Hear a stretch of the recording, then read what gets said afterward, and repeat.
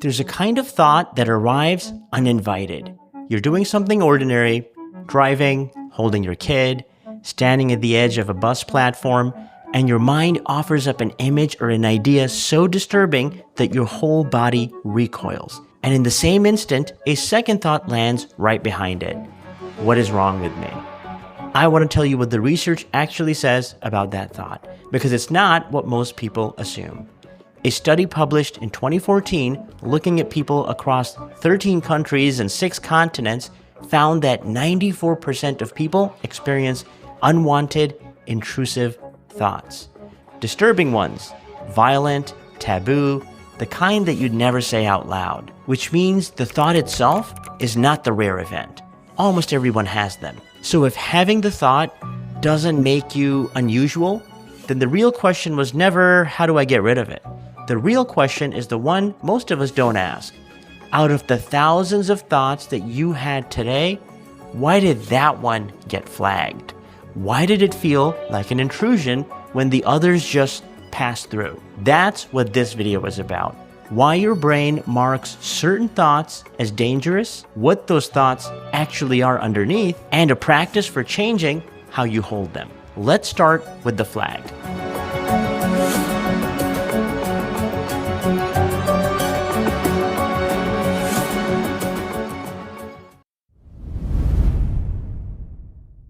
Right now, as you watch this, your mind is producing a near constant stream of thoughts.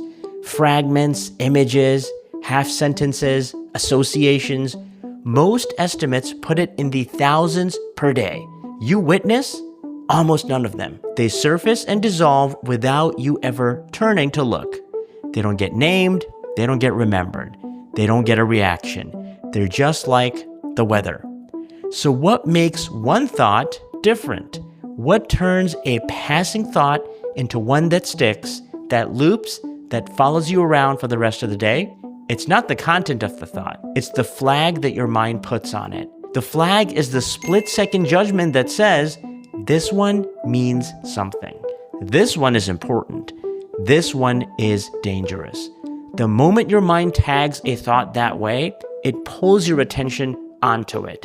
And attention is like fuel. The thought that would have dissolved in a second instead gets gripped, examined, and argued with. And the harder you grip it, the more significant it must be, which tightens the grip even more. So here's where this connects to something you might have heard of. When a thought gets a permanent flag, when the mind decides this one is so important, we have a clinical word for that. We call it an obsession. That's what an obsession is. A thought with the flag stuck in the on position. Now this tells you something freeing. The difference between a thought that haunts someone and a thought that doesn't isn't the thought. Researchers have found that people with and without these clinical patterns report strikingly similar thought content. The same dark material runs through almost everyone. What differs is the flag, how much significance the mind assigns, and how hard it grabs on. So why does your mind flag those particular thoughts? The violent one, the taboo one, the one that horrifies you? Here's the thing I think actually sets people free, even though it won't feel true at first. The thought disturbs you precisely because it's the opposite of who you are. Think about it. A thought only lands as a horror if it violates something that you deeply care about. The gentle person is the one disturbed by an aggressive image. The devoted parent is the one shaken by an intrusive thought about their child. The thought registers as an alarm because it runs directly against your values. A thought that actually matched who you are wouldn't alarm you at all. It would just blend in. The recoil you feel is your values doing their job. And I know that probably doesn't feel true right now. When you're the one having the thought, it doesn't feel like proof of your character. It feels like proof that something is wrong with you. That's the trap. The very fact that it scares you is the thing telling you that it isn't you. But fear is loud, and it makes a pretty convincing case. So let me be precise about danger, because this is where people get it wrong in both directions. The thought itself, the words, the image, is not dangerous. It can't make you do anything.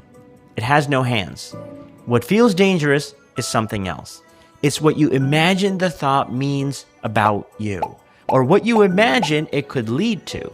That's the actual source of the fear, not the thought, the story you build on top of it about where it might go. The thought is not the threat, the imagined trajectory is.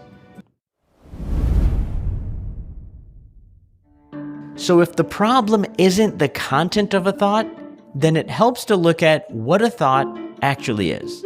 Because most of us were never taught. We treat thoughts as messages from reality. They're not.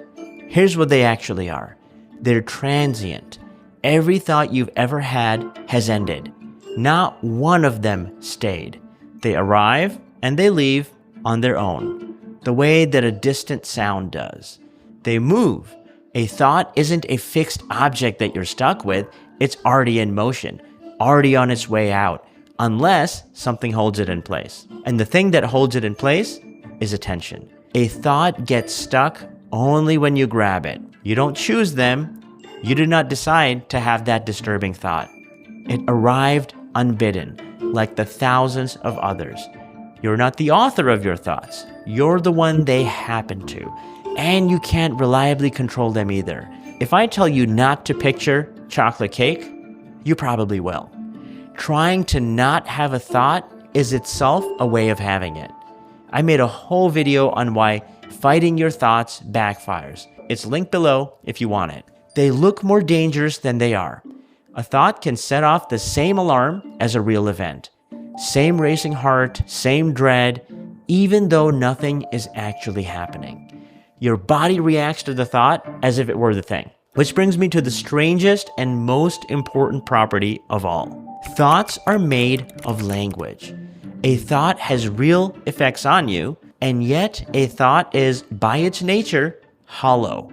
It's a concept, not a thing. So how does something made of words reach into your body and grip it? Because language doesn't just describe experience, it manufactures it. Try this with me. Picture biting into a lemon. The sour juice hitting your tongue, the sting of it in your cheeks. If you're like most people, your mouth may have even watered a little bit. Nothing happened. There's no lemon here. You responded physically, maybe measurably, to a handful of syllables. That's the power a string of words has over your body. That's the same machinery that lets an intrusive thought feel like a threat. The words conjure an experience, and the body answers the experience as if it were real. But here's the other half, and this is where it turns into something you can use. The grip that language has, it depends on context. Change the context, and the words lose their hold.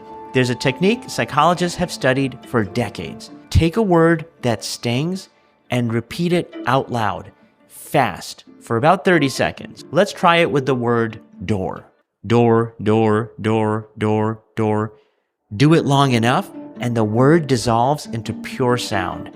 It stops meaning anything. The research on this is remarkable. When people do it with a genuinely distressing thought, both the discomfort and how believable the thought feels measurably drop. The thought didn't change, but the grip did. So what do you actually do with all of this? Not fight the thought. We've established that grabbing it is what gives it power. Instead, you practice a different relationship with thoughts in general, so that when a flagged one shows up, you already know how to hold it. The skill is watching, learning to observe a thought as an event passing through your mind rather than a command you have to obey or a truth you have to settle. This comes out of mindfulness-based approaches, and it's the one skill underneath almost everything I teach. But I'm not going to dress it up. It's simpler than people make it sound. Here's the basic version. Sit for 2 minutes. Don't try to clear your mind. That's the opposite of the point. Let thoughts come. And as each one arrives, do one thing. Notice the flag. Notice the instant your mind tries to tag a thought as important or dangerous or about you. You don't have to argue with the flag or pull it off. Just see it for what it is, a reflex, not a fact, and let the thought keep moving the way it was always going to. You're not emptying your mind. You're learning to watch the flagging happen without getting pulled in. Don't argue with the thought. Just catch the flag and let the thought move. There are many versions of this exercise out there. Plenty of good guided practices for learning to watch your thoughts and change how you relate to them. So find one that works for you. But if you want the specific guided exercise that I use, the exact one, record it as audio so you can just close your eyes and follow along, I'll put it below this video. It's free, download it, and practice it on your own time. Everything I've said so far is about the ordinary version of this, the flag thought that grips you for an afternoon and then loosens. But for some people, it doesn't loosen. That same mechanism, a thought your mind won't let pass, sits at the center of a number of different clinical conditions. Obsessions that demand rituals to neutralize them, worry that won't switch off, rumination that pulls you under, intrusive memories that won't stay in the past, different patterns, different names, but the same shared feature, a thought with a grip that has scaled up past what you can manage on your own. And here's the genuinely good news. Every one of those conditions has excellent evidence-based treatment. We have therapies that work, that are well-researched, that help people get their lives back. So if your thoughts are causing you real distress or pulling you away from the things or people that matter to you, let me say this as clearly as I can. A video can educate you and it can hand you a tool, but it can't do the work. At full scale, the single most effective thing you can do is to seek out evidence-based psychotherapy. That's not a disclaimer at the end. That's the actual answer. And if you're already in that work, already sitting with a good therapist, already doing the hard part, then I hope this gives you another way to understand what's happening. And one more handle on it. Sometimes a familiar message lands differently when you hear it from a new angle. So here's the one thing I want you to take from this. The next time a thought makes you flinch, the next time your mind serves up something that makes you think, what's wrong with me? I don't want you to argue with it. Don't debate whether it's true. Don't try to push it away.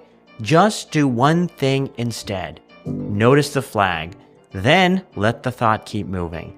That's it. You're not trying to win against the thought. You're just catching the moment your mind tags it as dangerous and choosing not to pick it up. That single shift from fighting the content to noticing the flag is the whole thing. And it gets easier every time you do it. You had thousands of thoughts today. You witnessed almost none of them. The one that scared you, it was always going to pass. Your only job is to let it. And if you found this video helpful, make sure to subscribe for new videos every week on anxiety, focus, and how your brain actually works. I'm Dr. Tab Shamsi. Thanks for watching, and I'll see you in the next one.